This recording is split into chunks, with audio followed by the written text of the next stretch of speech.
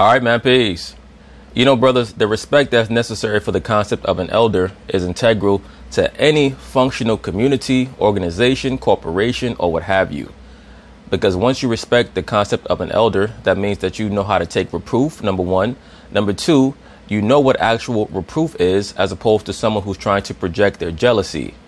Because normally reproof or instruction is coming from someone who has been there and done that. So there's really no need for them to be jealous or envious of what you're doing. And that's the dynamic that we're going to see here between Isiah Thomas and LeBron James. And hopefully LeBron James will hearken unto some of the words of the great Isiah Thomas. As I've stated in previous videos, there's no doubt in my mind that Isiah Thomas is one of the most underrated all-time great players ever. Pound for pound, one can certainly make a very compelling argument that pound for pound, inch for inch, he may have been the most dominating player in the history of the NBA. This is a player here who, as a small man who played in a big man era, was able to win back-to-back championships. That has never been done since then. It was never done before then. Even the great Steph Curry, who I think is a borderline little man because he's 6'3", has not been the irrefutable best player on the last two championship Golden State Warrior teams. We've also seen players like Steve Nash and Kevin Johnson, Tim Hardaway, so on and so forth, who have been small men who have struggled once they've advanced their teams past the first round of the playoffs. So Isiah Thomas is someone who stands out. He was a player who was able to defeat Magic Johnson, Larry Bird, and Michael Jordan in the playoffs. So LeBron James should listen to what he's saying here, especially when it comes to Isiah's assessment of LeBron's season. He's going to state very matter-of-factly that this was the greatest failure of LeBron James's career this previous regular season. So anyway, they're going to talk about it, and I'm going to chime in. All right. Jeannie Buss was on the Sports Business Radio podcast on Tuesday where she commented on the Lakers season. I'm going to need you to comment on this after we hear the sound. In particular, for me, there was a story that came out this season, and we've had our challenges. This bro just seems so damn dizzy. But the liberal sports media, they want her to succeed so bad so that they can use her as a beacon of light for female rulership or female authority, ownership, etc. But she's doing a terrible job as an owner. This season, and it kind of made me doubt for a second some of the people that I was working with, i.e. Magic Johnson and Rob Pelinka. And if you had a sliver of doubt based on what you read in the media, that means that your communication lines were not as open as they needed to be.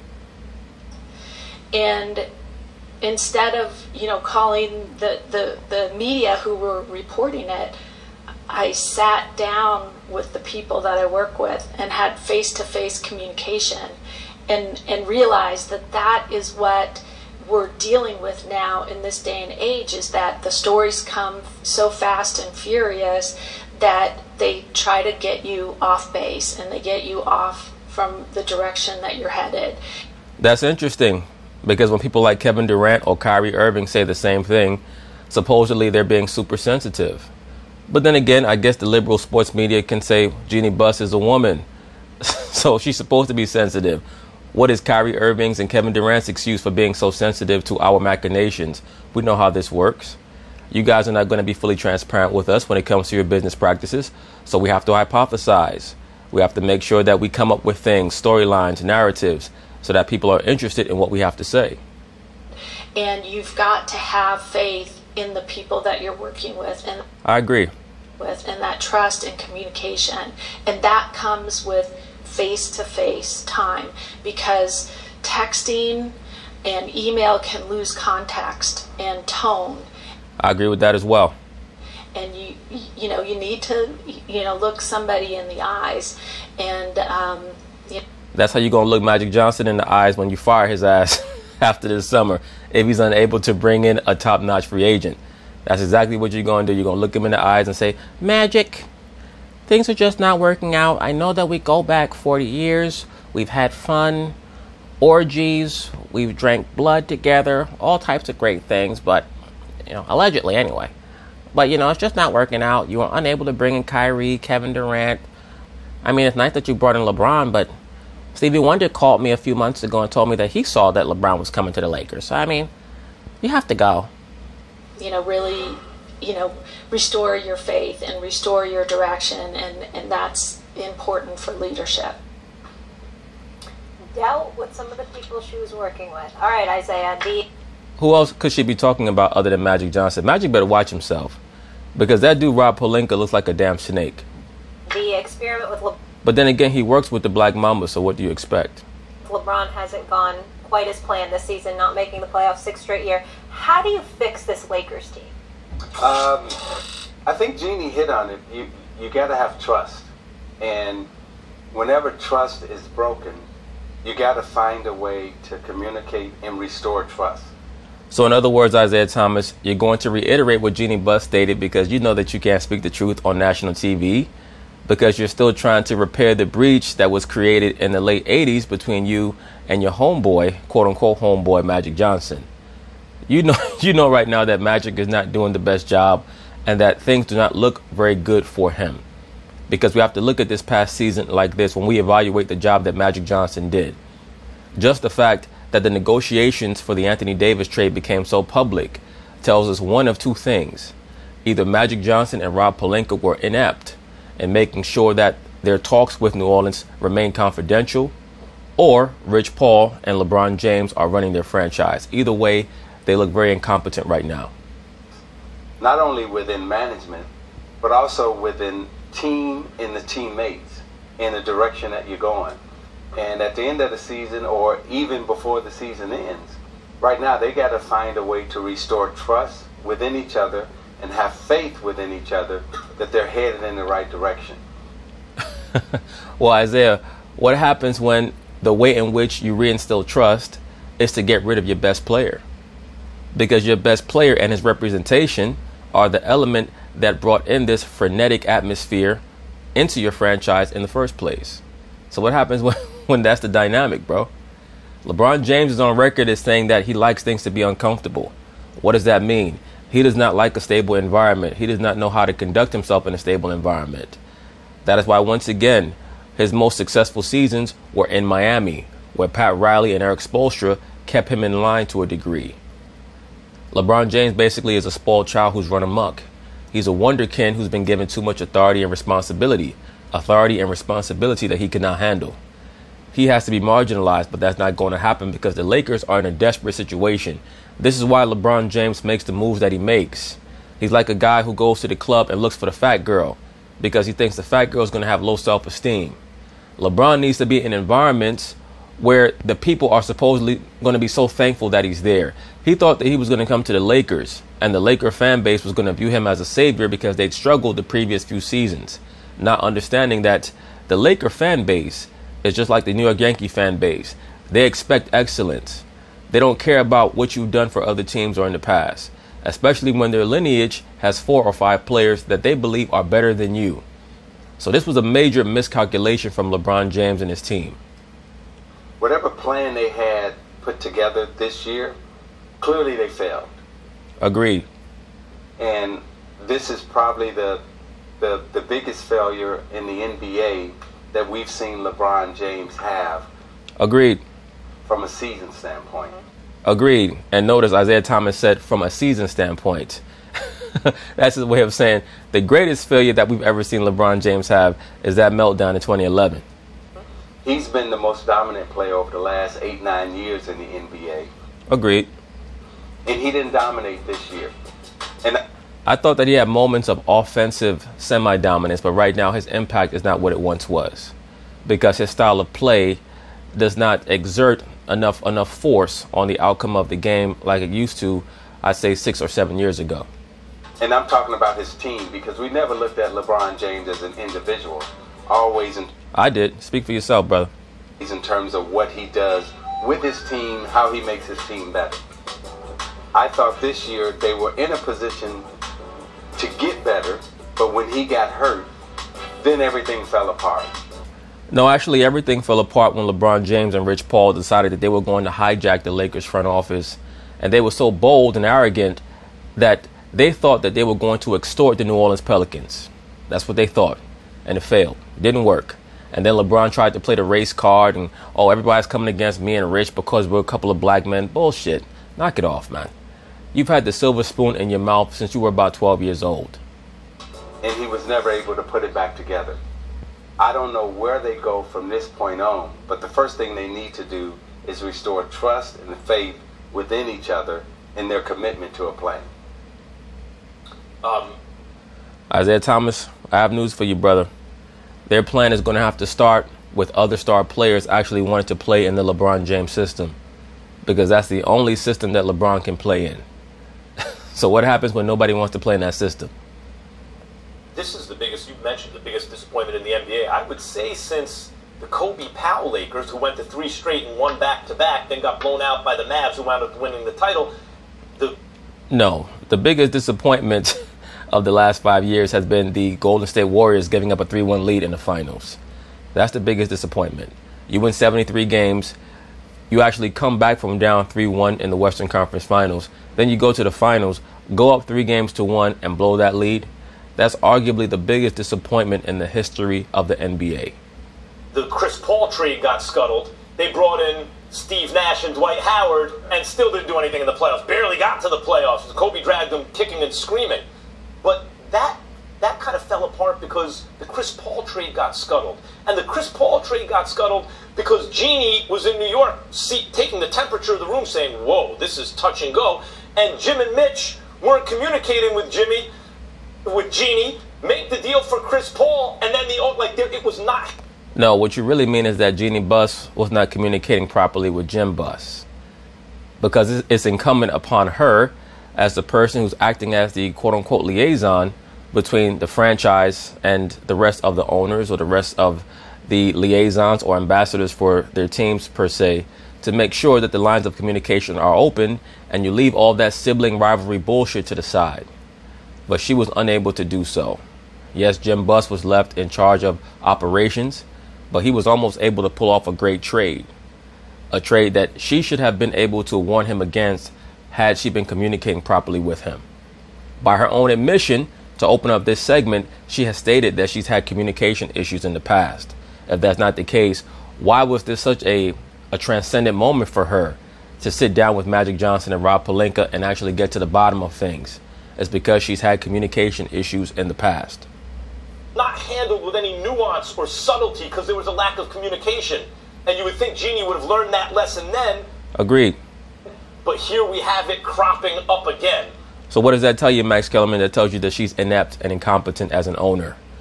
Despite all the laudables that we hear in the mainstream media all the time, she got her business degree, she's this, she's that. She's just not a good owner. And I think that the pressure is starting to get to the Buss family. Right now, this is their last resort. This LeBron James maneuver, bringing back Magic Johnson, so on and so forth, this is their last resort before I think the Buss family tries to sell the team. What can she do to ensure that that doesn't happen yet again, that there is smooth communication in the organization? You know, from a management standpoint, you always learn from your mistakes. And, you know, that experience that you just described and what I just heard her articulate seems to me that she has learned and that she does want to make sure that everybody's on the same page and that we are getting in the room, you know, speaking, talking, looking each other in the eye, because the nonverbal communication is just as important as the verbal communication. I agree with that, brother, but let's also address this. Maybe Jeannie Buss is acknowledging in a roundabout way that she's in a very precarious situation because, number one, she knows nothing about basketball. Number two, she does not understand how to attract players or what players would make the proper components to create a good team.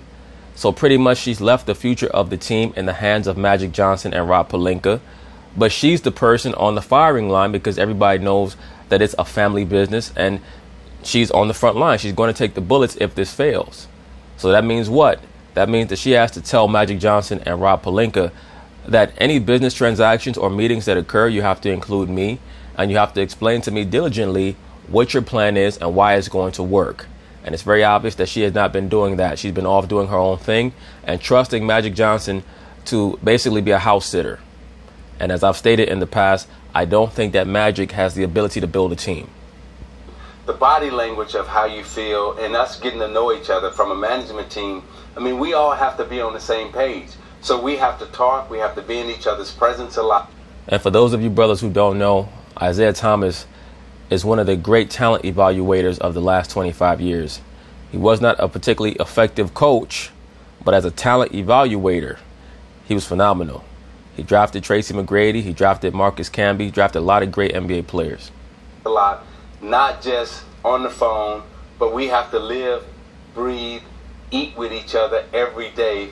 I also believe he drafted Damon Stoudemire. That might have been his first major draft pick or draft selection back in 1995. So we can, basically figure out, are you really thinking what you're thinking, or what I just read in the newspaper is what you're thinking? And that's where she's at right now, and I think that's where the Lakers are. And this is a good thing. I think open communication is good, and they don't want to have the newspapers and the media driving their conversation. I'm going to tell you, I'm going to make a statement, Isiah, and then I'm going to ask you a question. Number one, I think Jeanie Buss, I don't want to classify it as a mistake because it may be the best thing that she could have done, but I don't know if she realized it. This is a lady that has been dogged about making sure everyone understands she has absolutely nothing to do with basketball operations. Agreed. The decisions are Magic Johnson. They're not hers. She handles the business side. He handles the basketball side. Well, then what are you so worried about? Because good job, Stephen A. Smith. You're starting to understand it. What she's worried about is that she's going to be the one to take the slingshots and the arrows if this fails. And she's starting to suspect that this is going to fail. That's why she's getting so agitated. I think that Jeanie Buss is starting to realize that this LeBron James experiment is not going to pan out. Because the fact of the matter is, nobody was talking about the business of the Los Angeles Lakers. They were talking about basketball when it came to the Los Angeles Lakers. So now that we get to that point and we understand that it's all intertwined, that you have reasons to be concerned and you're willing to point the finger at the media as opposed to where it really should be, which to me is with the Magic Rob Pelinka dynamic. Agreed. I have no doubt about Magic because, as you well know... Well, you should have doubt about Magic. The reason why you're saying that you have no doubt about Magic is because he's your homeboy. Magic is very congenial.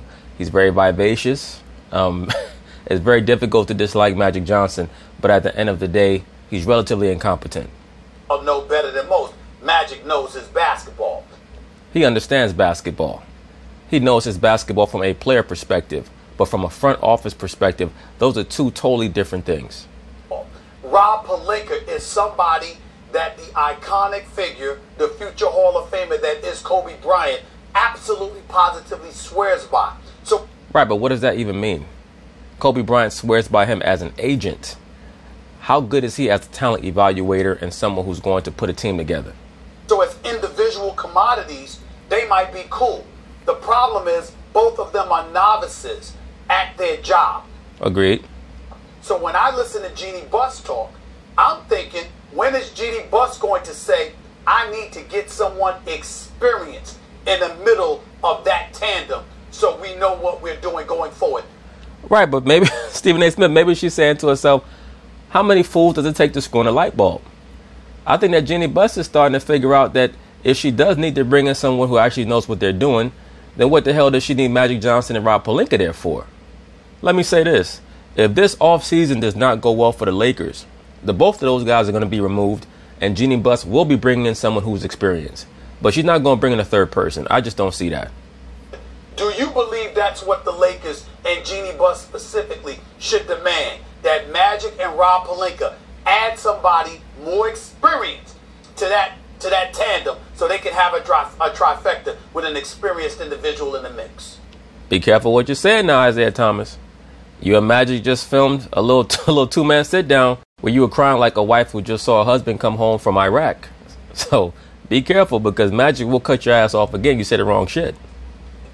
I think that will be part of the discussion because, from a managerial standpoint, you're right. Neither one of them have really managed a basketball operation.